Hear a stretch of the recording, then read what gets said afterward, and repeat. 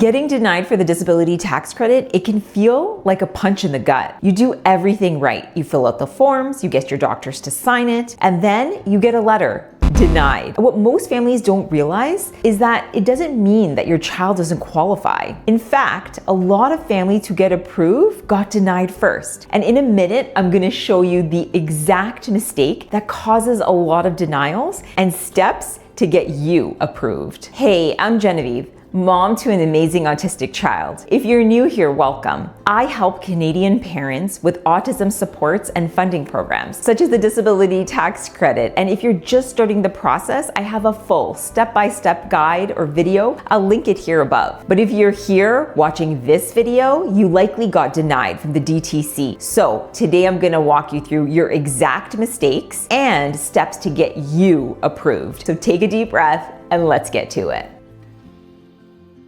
Most parents think that a DTC denial means that their child doesn't qualify, but that couldn't be farther from the truth because the CRA is not evaluating your child. They're just evaluating the form. That's it. Not the diagnosis or the report, just the application form that you submitted. So that can mean only one thing, that the denial is based on how something was explained in the form, not that your child doesn't qualify. And that's where things really start to break down.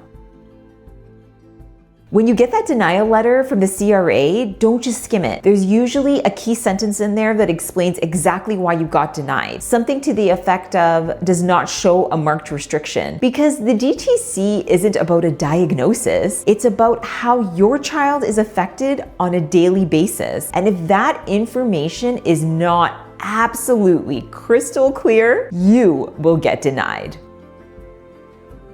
Now, I want you to go back to the T2201 form. If you need to pause the video to grab it, go and do that. And when you pull up the form, ask yourself honestly, did this form clearly explain how daily life was affected for my child? For a lot of autistic kids, it can be things like needing constant supervision, severe anxiety in multiple environments, struggles with routines, major communication barriers, and extreme difficulty with transitions. And to be honest, a lot of forms do not explain this clearly enough. So here's a pro tip from one parent to another. When you're filling out the form, think about your child on their worst day and all the challenges involved. Don't think about your child on the best day.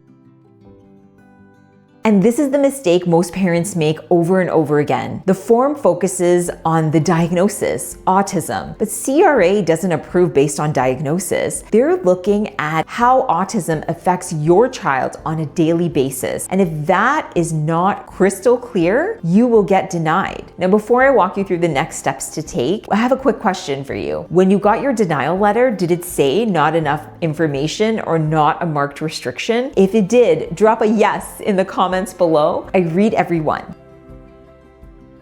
So if you got denied, your first step is to submit additional medical information.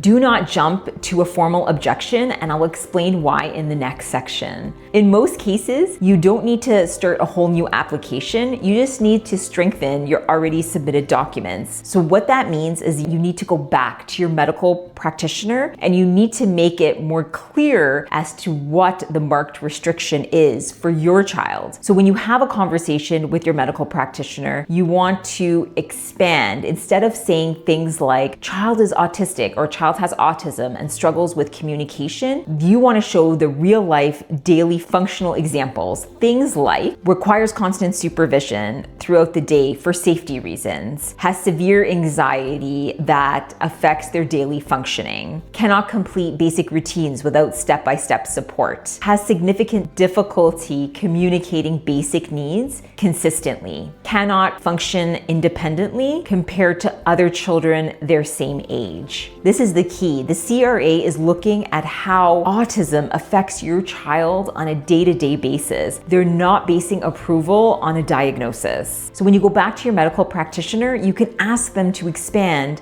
on how this affects my child on an everyday basis compared to children of the same age. Now that you have this updated information, here's what to do with it. If you have an online account, this is probably the easiest way. You can log in to CRA My Account and click on Submit Documents. Choose an option like respond to the letter or upload documents. The words will vary, and you upload the additional medical information that's required. In the description box, you're going to write something like additional information for disability tax credit application T2201, request for reconsideration. And in many cases, this step alone, information that is clearly laid out, can turn a denial into an approval.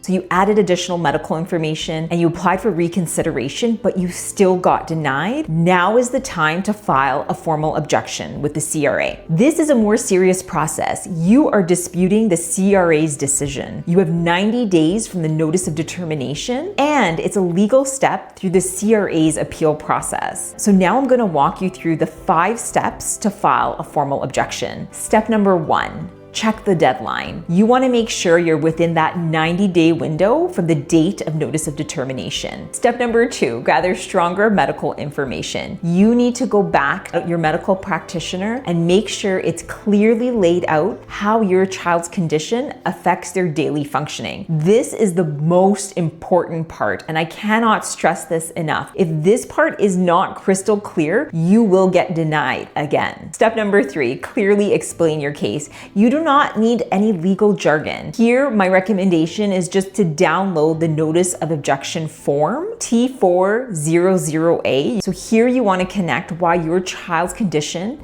affects their daily functioning and why they meet the criteria. Step number 4, submit everything together. So you don't want to submit documents piece by piece to the CRA. You want to make sure that they have the full picture. The easiest way to do this is to log on to the CRA My Account and submit the documents through that process. Step number 5, wait for a full review. Once you submit your documents, the CRA will reopen your file for a reassessment. A lot of the times, once the proper medical information is submitted to the CRA and they do have a full picture as to how your child is affected on a daily basis, a lot of families who have gotten denied in the past will get approved. The formal objection through the CRA is a very different mindset versus applying for reconsideration. When you file a formal objection, you go through a very rigid appeal process. The CRA is now asking, was that original decision correct based on the rules?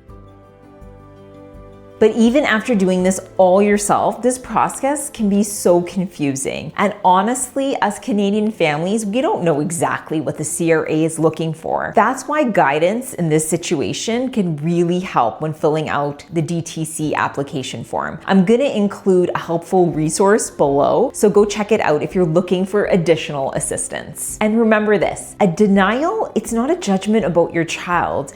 It's a decision based on the limited information that the CRA has about your child. And when that information changes, the outcome can too. If this video has provided you with an ounce of value, hit the like and subscribe button and share it with a family that might need it today. And I just want you to know you're not alone in this, and neither is your child. I'll see you next week on the Autism Parent Guide.